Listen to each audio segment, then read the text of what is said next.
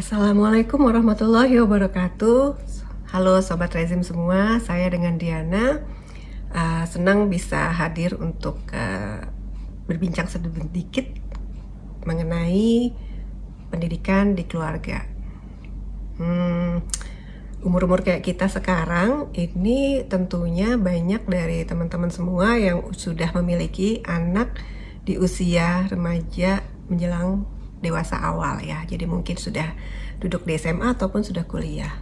Nah, kadang mereka itu, anak-anak kita ini suka galau ya. Untuk yang di SMA, apalagi untuk yang sudah ada di tingkat akhir, itu paling galau kalau belum tahu mau kuliah apa. Yang sudah kuliah pun terkadang sudah mencapai tingkat berapa gitu ya, udah mau akhir, itu juga suka kebingungan, nanti gue kerja apa ya, seperti itu. Nah, teman-teman semua selaku orang tua, ini gimana ya supaya bisa ngebantuin anak-anaknya yang lagi bimbang dan ragu ini gitu. Kiatnya sih sebenarnya bisa memakai konsep coaching. Nah, kalau coaching itu sendiri itu apa? Penjelasan sedikit, itu coaching itu sebenarnya proses kreatif antara dua pihak itu untuk membantu sang coachee yang di coach itu mendapat perspektif ataupun kesadaran baru melalui suatu proses. Nah, prosesnya itu biasanya adalah bentuknya percakapan ataupun tanya jawab. Jadi fungsi coach itu sebenarnya lebih banyak bertanya, dan si coachee ini mencoba mendapatkan jawabannya dari dirinya sendiri sehingga mencapai suatu kesadaran baru gitu. Jadi diharapkan setelah coaching session itu coachingnya itu kayak punya aha moment atau insight, wah gue harusnya begini nih, gue harusnya begitu tuh, seperti itu. Nah,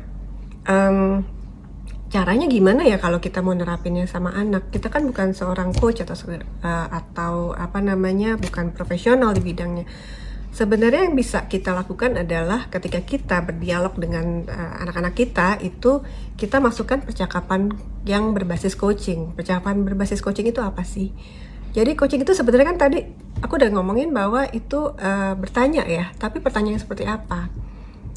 Pertanyaannya itu istilahnya itu pertanyaan berbobot atau powerful questions. Jadi pertanyaan yang membuat orang yang kita tanya itu atau si coachingnya itu berpikir gitu. Dari situlah proses-proses kreatif ini akan terjadi. Nah, jadi ketika misal contohnya ya, ada anak nih sekarang udah kelas 12 ya, kalau kita dulu 3 SMA. Itu ketika kita tanya, ini daftar UTBK mau kemana, atau mau ke jurusan apa, fakultas apa, kampus apa, itu kadang ada yang gak tahu mah, aku bingung, aku gak tahu gitu ya. Kalau emak-emak mungkin akan bapak-bapak juga sih ya, itu mungkin akan merepet gitu kan ya. Gila udah 3 tahun ngapain aja sih di sekolahan, emang nggak segini banyak informasi, masa nggak tahu mau kemana atau mau jadi apa segala macam. Nah, itu pertanyaan yang harus kita tanyakan untuk membantu dia berpikir. Itu bisa saja diawali dengan, kamu bingung bagian mananya, seperti itu. Bingung karena apa? Apakah bingung karena memang tidak tahu dia mau kemana, atau bingung karena terlalu banyak pilihan yang bisa dia ambil, seperti itu. Ketika dia mengatakan sesuatu, kita tanya lagi, tapi mungkin menggunakan open questions, dalam artian pertanyaan seperti bagaimana, terus apa, seperti itu. Dan ajak dia untuk melihat ke masa depan. Ketika dia tidak tahu, mungkin bisa kita kembalikan lagi ke, dulu kamu cita-cita mau jadi apa ya? Gitu. Oh, saya mau jadi ini. Oh, oke. Kalau kamu punya cita-cita seperti itu, jurusan kuliah mana yang kira-kira yang paling mendekati kamu untuk mencapai cita-cita kamu? Seperti itu. Kurang lebih sih kayak gitu ya.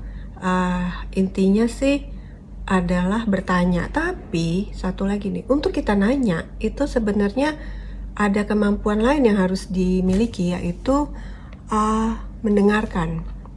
Jadi kita harus dengerin walaupun anak ataupun siapapun itu yang kita ajak bicara dengan konsep percakapan coaching itu kita harus mendengarkan secara aktif. Bukan dengerin oh ya udah deh ya gitu kan ya, selalu deh ngomong apa, tapi mendengarkan secara aktif dalam artian kita lihat gerak tubuhnya, di bagian mana dia memiliki tekanan-tekanan ataupun nada-nada yang berbeda seperti itu. Jadi mendengarkan aktif itu kita akan bisa menangkap maksud yang tidak terucapkan oleh lawan bicara kita gitu kan. Jadi ada hal-hal yang pastinya akan dia tekankan ketika dia bicara mengenai suatu hal. Tuh. Itu sih, memang itu butuh latihan, butuh kesabaran juga. Nah, tapi kita kan keluarga adalah sekolah pertama buat anak, dan itu peran orang tua sangat penting loh buat membuat mereka punya kesadaran baru dan bisa menapaki hidup mereka ke arah yang lebih baik lagi, yang sesuai dengan tujuan mereka.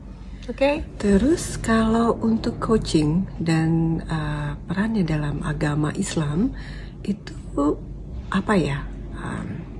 Ini ada cerita ya. Kalau menurut hadis, Nabi Muhammad dan malaikat Jibril itu melakukan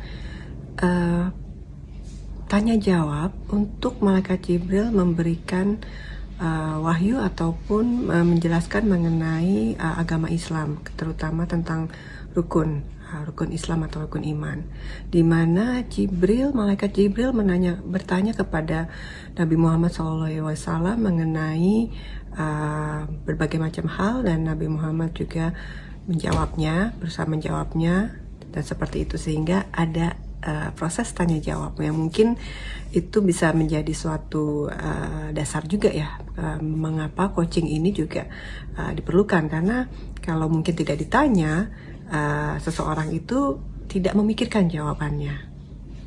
Sesuai dengan surat Al-Asr ayat 3, coaching ini juga bisa kita kaitkan dengan suruhan untuk kita berbagi nasihat dalam kebenaran, kebaikan maupun kesabaran. Terima kasih atas waktu yang sudah diberikan, semoga bermanfaat.